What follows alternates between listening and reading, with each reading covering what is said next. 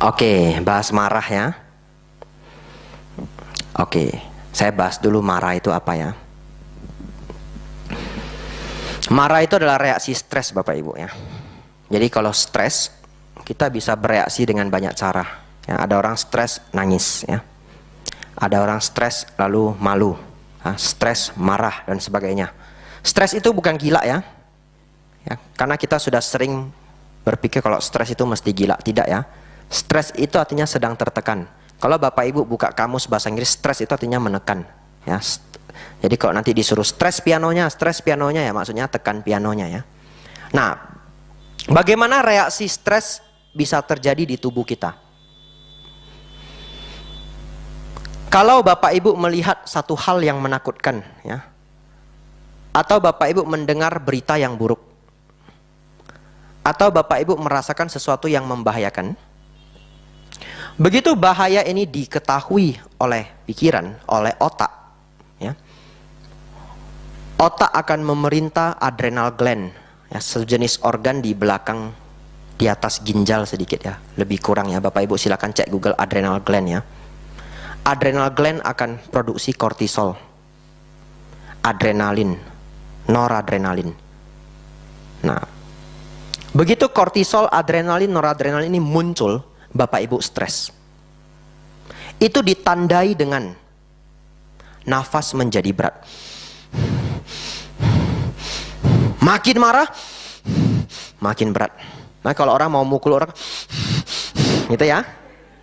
Lalu kepala ketat, rahang ketat, jantung berdegup kencang. Semua otot di badan kita menjadi menegang. Itu ulahnya hormon stres ya. Ulahnya hormon stres. Dan itu terjadi kurang dari 1 detik. Sangat cepat. Jadi reaksi hormon di tubuh kita itu sangat cepat. Begitu marah, begitu stres sudah terjadi, ya kita kali ini kita ngomong marah ya. Jadi begitu marah sudah terjadi, berarti solusi salah satu yang terbaik ya untuk segera mengurangi stres ini adalah sesegera mungkin meminta otak untuk menghentikan produksi hormon stres. Nah, sejauh ini masih nangkep ya. Nah, atau jadi stres gara-gara. Nah, caranya bagaimana? Solusi pendek ya. Kita akan jelaskan beberapa solusi yang perlu kita lakukan untuk meredam kemarahannya. Solusi pendeknya adalah sesegera mungkin. Jadi tadi Ibu sudah tahu kapan marah terjadi ya. Jadi Ibu tadi mengatakan kita sadar Bante, marah itu muncul kita sadar. Nah, itu adalah salah satu latihan dalam Buddhis, menyadari emosinya. Tapi setelah sadar, marah juga. Begitu ya. Nah sekarang tugas kita adalah, begitu kita tahu kalau stres itu terjadi, jangan marah dulu, stres dulu. Stres dulu baru marah. Jadi mulai hari ini ketahui mulainya stres ya. Mulainya stres itu ingat ya, napas menjadi berat. Jantung berdegup kencang. Kening, rahang ketat, otot di badan kita menegang. Begitu Bapak Ibu sudah rasakan itu, cepat-cepat pause, berhenti. Berhenti apa? Kalau bisa, berhenti aktivitas, duduk dulu atau berdiri dulu. Kalau bisa, karena di beberapa kondisi tidak bisa.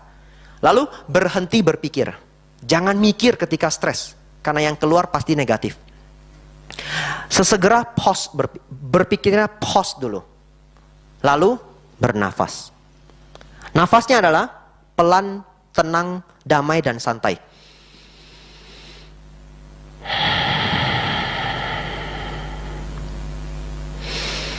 Tapi permasalahannya, sekarang nafas kita itu sedang berat. Paksa. Kenapa dipaksa? Setelah melakukan nafas yang tenang dan dalam, pelan dan damai ini, 1 nafas, 2 nafas, 3 nafas, 4 nafas, 5 nafas, marah, stresnya pelan-pelan berkurang. Kenapa? Karena kita sedang menipu otak. Jadi ternyata nafas yang tenang dan damai adalah sinyal untuk otak, no problem. Jadi kita menipu otak dengan memberikan respon fisik, memberitahu otak bahwa tidak ada masalah. Setelah otak mengetahui tidak ada masalah, dia hentikan produksi hormon kortisol. Itu cara paling cepat untuk instan meredam marah. Ya. Jadi Bapak Ibu langsung berhenti aktivitas dan pemikiran sejenak. Nafas tenang, damai dan mendalam. Setelah itu, saya lanjut ya. Setelah lebih tenang, Bapak Ibu cek fisik ini. Tanda-tanda stres sudah berkurang ya. Baru amati emosinya. Jadi sembari mengontrol nafas, mengontrol nafas menjadi tenang, damai, rileks dan mendalam. Kalau bisa duduk jauh lebih baik. Sambil amati apa yang sedang terjadi dalam emosinya. Oh, sedang marah.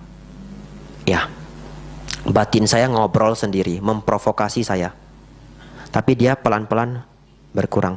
Ketika fokus kita adalah ke dalam diri, marahnya akan semakin berkurang. Karena emosi itu adalah masalah fokus. Emosi adalah masalah fokus. Setelah emosinya, amarah, stresnya benar-benar berkurang, baru berpikir. Kenapa harus berpikir? Karena Bapak Ibu kalau misalkan sedang marah, pasti ada problem. Jadi tidak mungkin, tidak usah mikir lagi. Tidak mungkin. Karena di kehidupan sehari-hari, problem itu harus diselesaikan. Tapi jangan selesaikan problem pada saat stres. Turunkan dulu stresnya. Ini tidak mudah. Saya ulangi ya, teori ini tidak mudah. Tapi bisa dilatih. Setelah dilatih, dilakukan setiap waktu, nanti setelah 3 minggu, 4 minggu akan semakin terlatih, semakin skillful. Cara latihannya bagaimana? Setiap ketemu lampu merah. Jadi Bapak Ibu berkendaraan, mau jadi supirnya atau mau jadi penumpangnya, ketemu lampu merah, iya, diulang. Nanti sudah berminggu-minggu Bapak Ibu akan terkejut. Ketemu lampu merah sudah tidak stres. Tapi hari pertama mungkin tidak ya. Wah, kata Bante ketemu lampu merah. Just stres Bante. Nopak gocap, ya toh? Ya, dulu itu ya jalan aksara. Waduh, hitungannya tinggi sekali. Nah, latihan 3-4 minggu. Itu solusi terbaik. Bahkan ada satu mahasiswa yang dia sudah ketergantungan obat tidur. Ya. Dia sudah ketergantungan obat tidur. Dia menemukan teknik ini dan dia berhenti dari obat stres. Bukan obat tidur, obat stres. Tidak ada obat tidur. Obat stres efek sampingnya tidur. Nah, dia menggunakan teknik ini, dia lepas obat stres. Nah, tapi bagaimana solusi kita untuk mengurangi kemarahan yang sering muncul? Ya, caranya adalah, ini cara terbaik. Sering mendengar dhamma. Karena kita perlu masukkan ini kebijaksanaan. Bapak Ibu lihat anak kecil ya. Anak kecil itu bisa marah tanpa alasan, yang bukan tanpa alasan. Marahnya tidak jelas. Karena dia kurang bijak. Contoh ya. Dia punya bonbon 5 ya. Kita bilang, "Dek, simpan dulu ya. Mandi dulu. Habis mandi nanti saya kembalikan." Dia nangis teriak-teriak. Karena dia tidak bijaksana. Dia berpikir tidak mungkin itu nanti diambil. Jadi marah sesungguhnya adalah karena seringnya marah karena kurangnya kebijaksanaan. Semakin sering marah, semakin kurang kebijaksanaan. Kalau orang kebijaksanaannya bertambah, itu bisa di-track ya, bisa dilacak dari berkurangnya kemarahan. Ini semua orang punya kemarahan, jadi bukan karena ibu yang bertanya lalu semua tertuju ke ibu, tidak. Semua manusia sebelum mencapai arahat masih ada kemarahan. Jadi salah satu ciri ya atau tanda kita belajar dhamma, latihan meditasi, rawat sila, berdana. Salah satu ciri kalau praktek kita itu benar di arah yang benar itu ya, adalah kemarahan yang berkurang. Nah, solusi jangka panjang yang terbaik, tolong sering dengar dhamma. Kalau yang bisa Hokkien beruntung ya, cari Hokkien, ada Hokkien Dhamma Tok. Bisa minta sama wihara, saya pikir pasti ada arsipnya. Kadang sering dibagi kok di dis. Tapi kalau sudah tidak ada pun mungkin bisa cari arsipnya. Mungkin ya, kalau kita bisa Hokkien pun ya, awalnya sulit mendengarkan Dhamma Hokkien. Bante ane chim Bante. Bochim, dengarkan ulang-ulang. Saya dulu mendengarkan, juga awal tidak ngerti, tapi setelah 2-3 bulan ngerti. Kenapa? Karena kita dengarkan saja terus, dia berepisode-episode ya. Mungkin di depan Bantenya tidak menjelaskan, tapi di belakang dijelaskan. Nah, contoh kita tidak tahu giap itu apa, giap itu. Nanti di belakang, lang mai chow giap. Lang chow giap karma tang. Oh, giap itu karma. Kai itu sila. Nah, lama-lama didengarkan, nanti pemahaman apa bahasa-bahasa yang tidak terbiasa kita bisa tahu. Atau zaman sekarang begitu banyak video di YouTube. Silakan masuk ke ini channel Mahasampati ya, ada ya. Nah, selalu direkam. Dhamma talk, Dhamma class bukan hanya masukkan saja namanya Bante Utamo, Bante Panyawaro, Bante Santacito, di download. Kalau dulu ketika saya masih umat ya, saya punya kumpulan MP3 yang sangat banyak. Kadang yang video pun saya convert ke MP3, bisa pakai program di aplikasi di Android. Lalu itu saya dengarkan setiap waktu, di mobil, kadang sambil nyapu, kadang sambil saya dengarkan.